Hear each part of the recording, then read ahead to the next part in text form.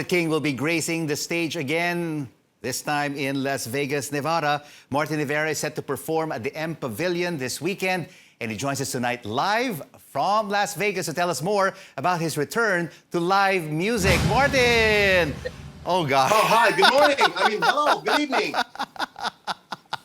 It's still dark and early in Las Vegas. Yeah.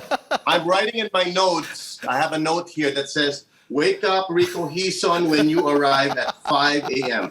Okay. So, Martin, what does it feel like to be in the U.S., where life is almost back to normal? No lockdowns, no restrictions, alert levels, and everyone has a chance to be vaccinated. Yes, well, it feels good to be in a place where it seems there's a semblance of a life, but I'm still very Filipino. What you're practicing there, I'm practicing here. Mask, very careful. Even in the shows I'm doing, there's different rules now that we have to follow because of it's still there. The virus is still here.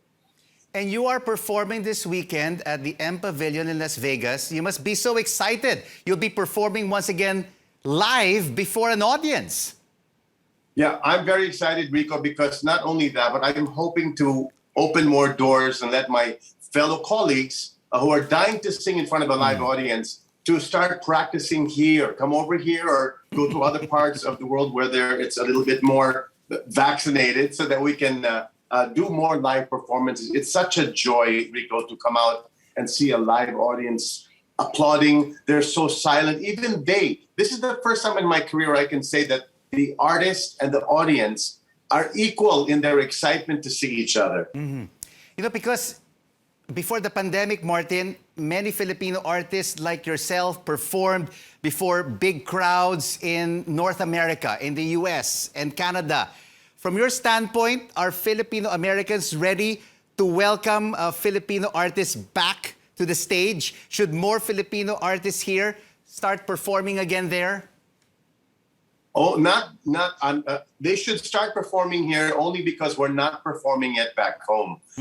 There's a lot of artists who are already here. I know Bamboo and Arnell were here. Vice Ganda will be here. Ice Sigero is also here. So many artists have already come and trying. They're just dying to perform, Rico. You just don't know how excited. I think I speak for every singer and performer. We're just dying to get out there. Broadway just opened. So, we're all dying to sing and perform again. And the Filipino artists, the Filipino Americans, the Filipinos all over the world, they're waiting for us. But the problem is, Martin, I'm sure after this concert, you will be returning to the Philippines. There will be frustration yet again because live events are still not allowed here. Well, that's true, but hey, there's no place like home. It's not good to escape our reality. I think it's important that we all come through this together, to cooperate together, follow the rules together. It's not going to be easy. It's not going to be fast. I have a feeling it's going to be with us for forever. We have to learn to live with this virus. But as a performer, as a singer, our role is to inspire, to make the not so happy, the hopeless hopeful. That's what we're here for. And if we can't do that, if we're not allowed to do that or practice that craft or that magic, if you want to call it, then we can't do our job. We have to do our job to keep the people, especially in the Philippines, inspired and know that there will come an end to all of this and better days are ahead. Indeed, better days are ahead, especially for the live events industry that is losing so much here in the country. And a lot of our colleagues, still don't have jobs more than a year and a half into the lockdown. From what you are experiencing in the US right now, Martin, before this, you also performed at a live concert a couple of months ago. What best practices in concert production can we adopt to bring back life to the live events industry here in the country? Bring down your price. Be sensible. Go back to the 80s form, the old school, because I think the people now the audiences now are missing all forms of art, all forms of entertainment. And I think it is very important that even in the production industry, that we give everybody work. Even if it's a small show, brings, let the people who have not worked, give them some purpose in life by starting them off small, the way we did in the 80s, the basics, going back to a real band and real production people, not this virtual thing with a fake green screen background. Give people back their life and their livelihood. And I think that's one thing that we artists can do. If I don't sing, if I don't work, they don't work. That's true, Martin.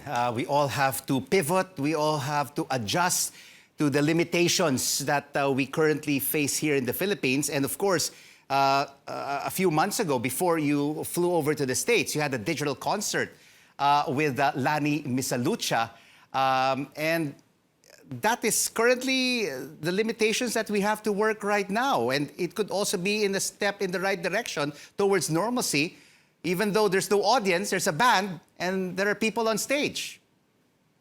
Yes, but we were all socially distant apart. Thank God for the theater at Soler. They have a stage big enough to allow us to be far from each other with plexiglass between us. I even made an invention where I can go into the audience. It's like a little a shield with wheels that I go into the audience to make sure that they feel safe, that my singing, you know, all of this that comes out will not touch them. You know, we're in a world of paranoia right now, Rico, and we've got to get over that slump, that feeling that if we speak or if we sing, that we will spray each other with the virus. We have to get over that fear so that we can go back to live performances again. That's right. We have to get over this fear. We have to live with this virus. We can't wait until it disappears.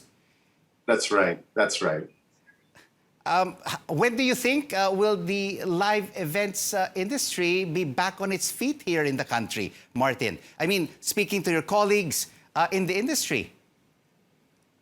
Everyone is ready to go right now. Thank God for television or the internet, the Wi-Fi, that's keeping us connected.